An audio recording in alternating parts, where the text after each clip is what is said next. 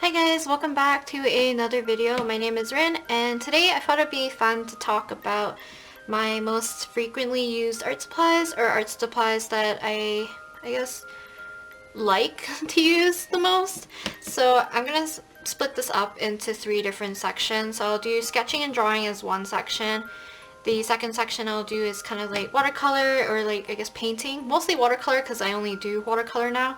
And then the last category would be like papers and any miscellaneous stuff that I use that will accompany my illustration stuff. So this will be like just really random stuff at the end. So let's start with some drawing supplies. Okay, first up, mechanical pencils is pretty much primarily what I use for sketching.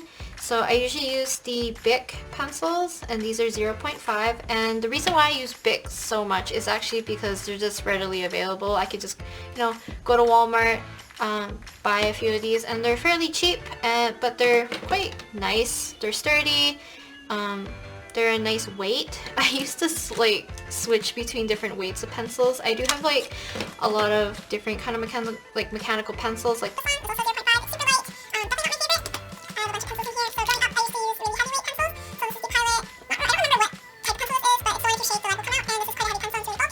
but recently I've just been, I guess not recently, for the last few years, like 5 or so years, I've been using Bic only for sketching pretty much, or any graphite drawings and stuff. I'll show you guys stuff that I mean maybe closer to the end of this category. So as you can see, on these Bic pencils, I have kneaded erasers attached to them. So this is something I've learned from It's Birdie, who's another, I guess, illustrator or YouTuber here. So it's a good tip to attach like a kneaded eraser on top of your pencils. I usually rarely use hard erasers, so kneaded erasers are definitely something like a staple for me. Talking about kneaded erasers, I usually have a few of these around me, like on my desks and stuff. I rarely carry like a full kneaded eraser in my pencil case, hence why I put them on top of my pencils. And my pencils all look gross, or any supply that accompanies them in my pencil case kind of looks gross in the end. So another pencil that I really like to use, and I use this a lot for sketching, mostly for like paintings, or if I want to do like a rough sketch before I do maybe just ink drawings, I guess. If you saw my Inktober video, you would have saw that my sketches are primarily red. So this is the Pilot Color Eno, and it's a 0.7 mechanical pencil, and it has a variety of different lead colors. I do have all the lead colors. I'm just not going to pull them out because they're kind of stowed away somewhere. So primarily I use red and this blue color, and they're just really easy to use. They're really light, they glide on the paper nicely, though the leads break easily. I find, like, just you keep them in your pencil and sometimes when you click it they're already broken, but I still quite like them. They're also just nice to have for when you want to differentiate like your sketches and stuff.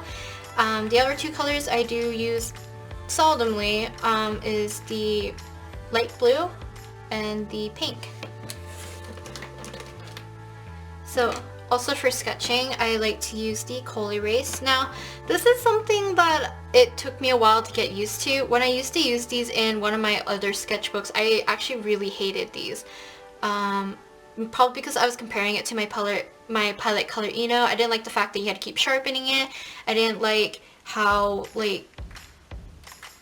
how the lead felt, I guess. It broke quite easily as well when you have like a really sharp point and you sometimes like put it on the paper and it would break. But after using it in my current sketchbook, I actually really love these. So I use Carmine red and blue, and I just use these for sketching, similar to my Pilot Color Eno. It's just that I don't use these for watercolor, like when I'm doing sketches for watercolor, because these don't, I don't think, dissolve in the water. They get hidden by the watercolor, but they don't dissolve. I like using the Pilot Color Eno because the lead does dissolve in the water if you use enough. And yeah, also these aren't light fast for sure. If you leave these for maybe a couple of days in direct sunlight, your sketch might be gone. I've used it I think several times on paintings, and one painting I left it in my painting studio for I think just the weekend, or it might have been for like spring break or something, so it was like a couple of days to a week, and it was in a studio with lots of windows. The walls are white, so it's like completely bright in the room, and when I came back my sketch was pretty much completely gone. So if you want to use that to your advantage, you can, but I do recommend if you doing a drawing with just this, keep it in a place that's not going to be exposed to sunlight for like long periods of time. So erasers, like I said, I don't use erasers that often. If I do, I usually gravitate towards this, I think it's a Korean brand, like a retractable eraser. I got these off of eBay. So I have this one, a blue one, and a purple one. So they come with these really, usually it's a lot longer, like this. I don't think this is the same brand of refill for it, but I like these because the eraser shavings come in a little bit less, I don't know how you say it. If you erase a lot, it becomes a lot bigger, and this eraser is quite clean. Like, it's soft, but also like it's hard enough for you to get rid of like really dark marks. So I like to use this with my Kneaded eraser. If my Kneaded eraser cannot take it out, then I'll use this. Ballpoint pens, I usually use the Pentel R.S.V.P in the color black. I also have a blue one and a purple one, but I just like these. These are very similar to mechanical pencils. I find they get really sharp lines, and yeah, I don't think that this has like a little bit more of a reflective look to it than I find than like cheaper ballpoint pens, but this is definitely my favorite to use when I'm doing pencil crayon drawings or any watercolors where I want a softer look, or if I'm just doodling and I want to use maybe water-based markers and I don't want them to smudge.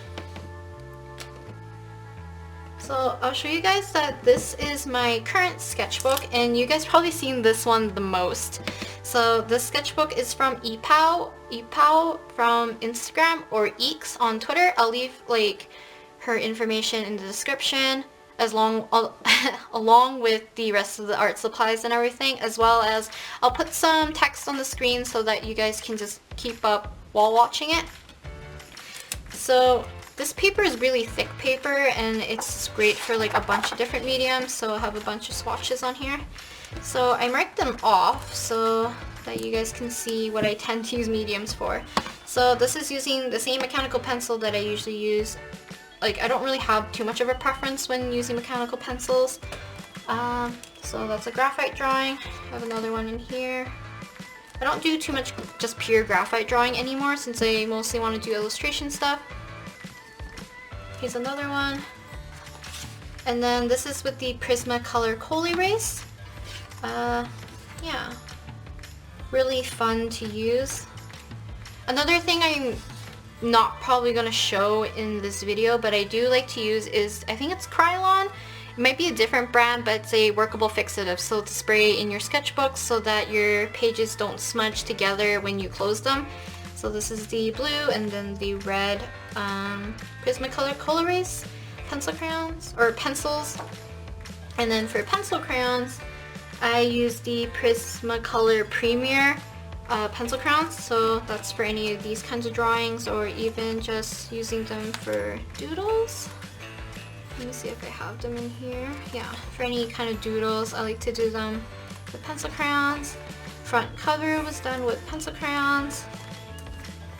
Pencil crayons used to be like primarily what I used in high school, along with just like normal graphite. So this pencil case is from Amazon, and I got it from the brand Youshare, I think. So it has 120 different slots. It's just a really big case, and I put several different packs of Prismacolor Premier pencils in here. So one set is a set from my high school art teacher, I believe, or I just got it in high school, and the other one I got when I was just in university and I wanted to use Prismacolors again. So yeah, I also have a lot of like Prismacolor Scholars, so I like to use those interchangeably. So I think that's mostly it for the drawing stuff.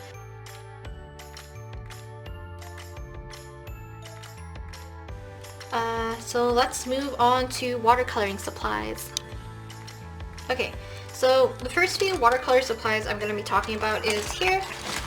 So this is literally all the brushes that I own. I took a few out so I could show you guys individually, but I put them in this custom made pouch. So I made this pouch myself. One reasons why it looks really like jaggedy and really ratchet looking, but yeah, I keep a few of my tube paints in here that are not from any sets, as well as all my brushes. I usually keep my kneading clay tools in there, as well as an eyedropper. So I don't specifically use certain brands of paintbrushes, so my first set of paintbrushes was actually, I don't think they have a brand name, but I got these off from Amazon. As you can see, this one's just chipping away, but it comes in, I think, a set of maybe 10 brushes, and they come with like several rounds, a couple of flats. I think it might come with a filbert as well, but I really like using these for watercolors. They're fairly inexpensive, like really inexpensive, but I'm not sure how long they'll last. I just like using them because they're just available to me, and the number 5 is just really all I really need technically when I do paintings. When I went to Michael's, I got the Artist Loft, I guess it's Artist Loft Necessity brushes, and I believe these are closer to like script brushes. They have really long hairs for the brush part, and I like these brushes because they actually come to a really nice point. So it comes in a size, I believe 8, 10, and it might be 8, 10, and 12, or it might be 6, 8, and 10. But there's 4 of them. The only thing I didn't like about these is that the handle was actually very loose, so I had to use packing tape to put it together, but you could easily use like super glue and put them together, and then they're actually quite nice. Like, they hold up, and they hold up quite a bit of water, so yeah, I do recommend these. So these 2 brushes, I searched back up because they don't actually have the names on here, but these are the Laniakea brushes. So I got these off of Amazon, and these are this one definitely for oil painting or acrylic painting mostly, but I find that it does actually work well with watercolors. It's just the handle is really large, hence why I had to make a custom pencil pouch for my brushes, because this thing is, I think, 13 inches long or 14 inches, and I needed to make a pouch big enough so I could fit all my brushes. These brushes, I got these from the same brand, and I also got them off of Amazon, and these are good for like detailing brushes. So it goes from, I think, quadruple 0, 0, 0, 0 to size 4, I think, and they're all round. Yeah, I actually quite like these as well. They obviously don't hold a lot of water, but a lot of these little tiny brushes just don't. Another brush that I keep in my pouch is this brush. So I got this from my university art store. I don't know where they would sell these. I guess it's from Pro Art. So this is a size 2, or I guess it's a 2-inch. I also had a 3-inch brush, but it caught mold, so I can't use that one anymore. So this one's good for just using for big washes. That's what I like to use. It has really soft hairs, and we used to use these for, I guess, gessoing, I think, is what we used to use these for, or just like big washes for our paintings. But because I don't do oil and I don't use acrylic anymore, I use this one just purely for large washes for the watercolor paintings that I do. Something else I keep in that same pouch is these kind of eyedroppers. So I usually keep one in a palette. I have it with my Sakura Koi palette because I often have to activate my paints before painting. So yeah, these are also handy. Something else I keep in the same pouch is these kneading clay tools. So I like to use these clay tools for 2 things. One, mixing my liquid watercolors, which I'll show you guys in a second, and I like to use it for masking fluid. So it has this nice dotting end, as well as this like silicone tip, which I find perfect for using with masking fluid. It's just easier to clean, a little bit more accurate rather than always having to clean out your brushes, or when your brushes do get ruined and you always have to get like other brushes to use with your masking fluid. So I do recommend these Kneaded clay tools, and I got these off of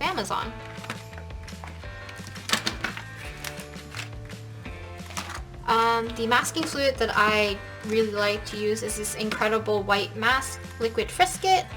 I don't know if that's the brand name, but yeah, I really like this masking fluid. I find that it rips the least so far whenever I use masking fluid.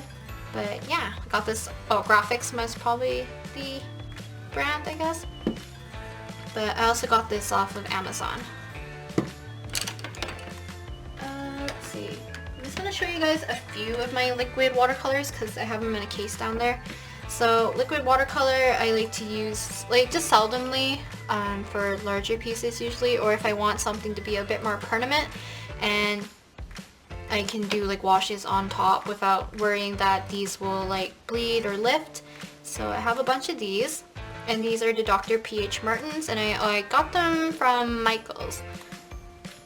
Definitely on the pricier side, but I do find that it's worth it if you know you're going to be doing a lot of like bigger watercolor paintings, or if you want your watercolors to be super intense with color. Do recommend these. As for paints, so let's see. My most frequently used paints are the Sakura Koi Watercolours. So this is the 18 tube set. I still have quite a bit of paint left in them. They last quite a long time, but let's see. Here's my palette. As you can see, I do have a eyedropper in here. And yeah, I haven't been using it recently after I upgraded to a different like paint set. So I put the tube paints in this R.S.V.P foldable palette I got off of Amazon. I upgraded to these, I think 5 milliliter Holbein watercolor tube set, and I put these ones in a Pro Art. It basically looks the same. Okay, I restart because the phone rang. But I did put them in this Pro Art foldable palette, but it does pretty much look the same as the R.S.V.P foldable palette. So this is how my palette is set up, and I do have the M. Graham and the Grumbacher paints in here as well. I put my Grumbacher here and my M. Graham, or let's see, my Grumbacher here and my M. Graham paints right here. Just to make use of my whole palette, I guess. I'm going to be buying new paints hopefully. So let's see, what else watercolor related? I guess watercolors, let's see, trays. I have like a lot of these trays and palettes right here. I believe I also got these off of, let's see, no, I got these from Michael's a while back. So I like to use these for my liquid watercolors so I can easily see the colors and have a wide space to mix colors and stuff. And then I also used this for my liquid watercolors, and then eventually I used them for my ink washes as well. As for tape, I usually use washi tape for the borders, more or less any kind of washi tape that I use. I just like to avoid the ones specifically from Staples because I find, I don't know if it's because I've had them for quite a while, but they're really stiff, and when you try like ripping them, they just like tear like way too easily. Like they're brittle basically, and they actually tear the paper a little bit more, I find. So I like using just any kind of cheap washi tape like this, and then I use painter's tape like this one. So this is my green 2-inch, or is it 2-inch? I think it's 2-inch painter's tape to also tape down my paintings to any kind of board. Sometimes I like to paint directly on the paper and I just clip it back because it usually has like that cardboard backing, so it's stiff enough so it doesn't warp too much. If I'm really worried about warping, I will tape it to a piece of foam board, and I learned this from, I think, Danica Sills, who takes foam board and wraps it in packing tape so she has this sturdy surface when she does any kind of like painting, which I really do like. I usually do it for my larger paintings. Okay, so moving on to watercolor paper. So I actually use like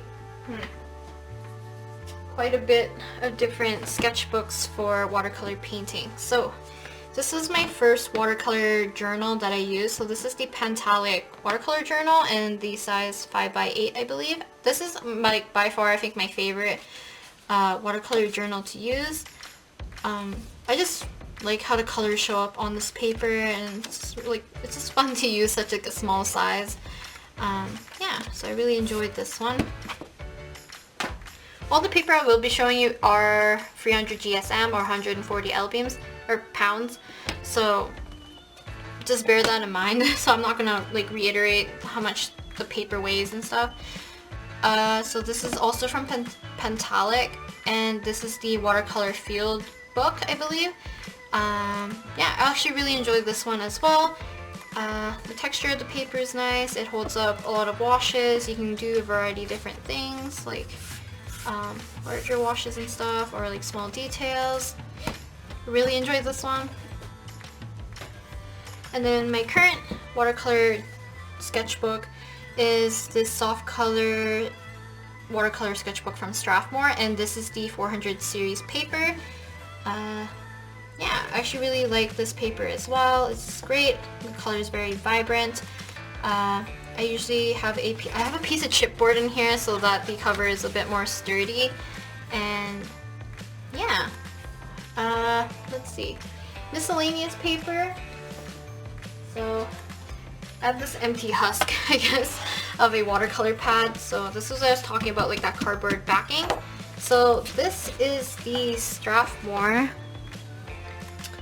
300 series watercolor paper, and this is what I like to do my larger illustrations on. So usually it's portraiture that I use this one on because I like to do a lot of different washes. I like to scrub up the paper a bit more, and this one holds it up the best. Yeah, this one I have an 11x15, and I believe I also have one in the 9x12 size.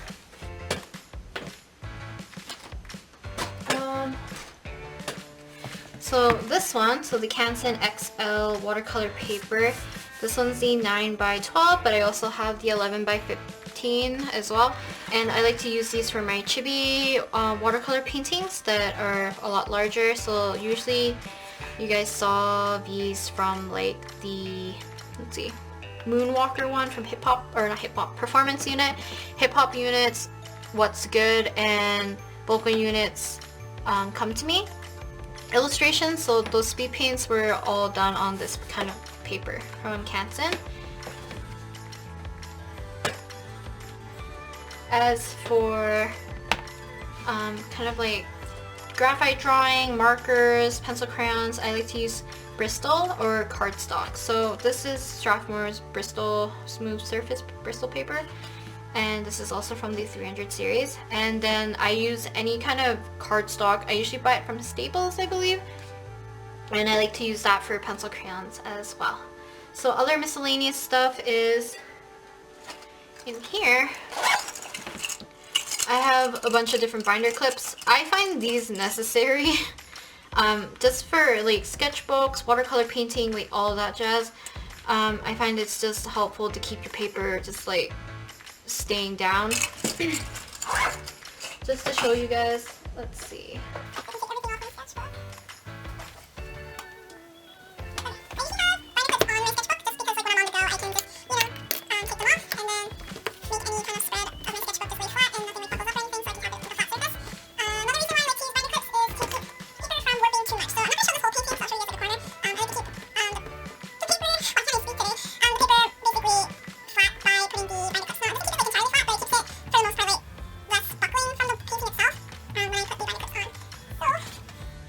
I think that's probably about it. Oh no, wait, I have two more things. One is just water jug. It's not like a special water jug or anything.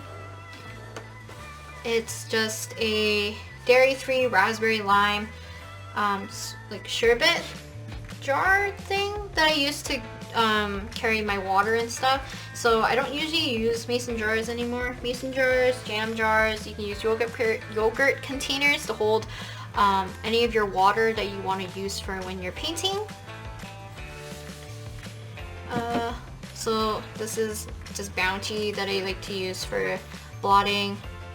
for my watercolors. And then the last thing I'd like to show you guys, because a lot of you guys from my Instagram stream actually really enjoyed seeing this, but none of you guys heard of it. So it's this little mushroom. Basically this guy, I keep him around my desk. So if I ever have any like eraser shavings or pencil sharpening shavings, I use this guy because he's actually a little mini vacuum cleaner that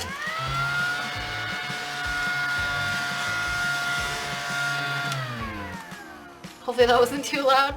But yeah, he's just, I find just convenient to pick up those kinds of shavings and stuff, so I don't have to always pull out my trash can, take like a brush, or like sweep it on the floor or anything to vacuum later.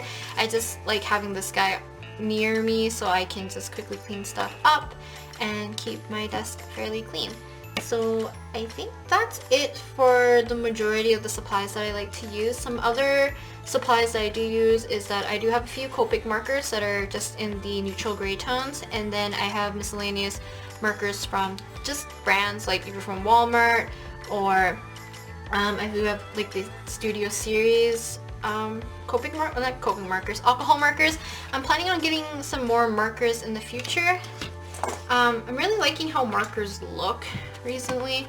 I don't know if it's because like how bright the colors look or how clean you can make stuff look or like appear like this. I think it looks really cute. So I might be looking into getting some markers, and if I do, I'll definitely show you guys and maybe do a few like speed paints or like a first impressions of those kind of watercolors.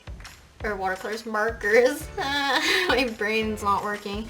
So the last thing I'm going to talk about is the digital tools I use. I use the Wacom Intuos in the size small, or the Bamboo Wacom Intuos tablet in the size small, and I use Paint Tool Sai as my painting program. So hopefully I won't get questions on that. As usual, all the supplies will be linked, or not linked, mentioned below in probably chronological order of how they appeared in this video. As well, if I do know where to find them on Amazon and stuff, I'll put a few links next to them. But hope you guys don't mind such a long video just talking about art supplies. I'll talk to you guys next week, and if you guys are ever interested in seeing just like images of the supplies, I'm gonna be updating my Instagram highlights with updated supplies and stuff, so they'll always be there basically. I'll talk to you guys next week, and hopefully we'll be looking at a new watercolor palette or watercolor set. So see you, bye!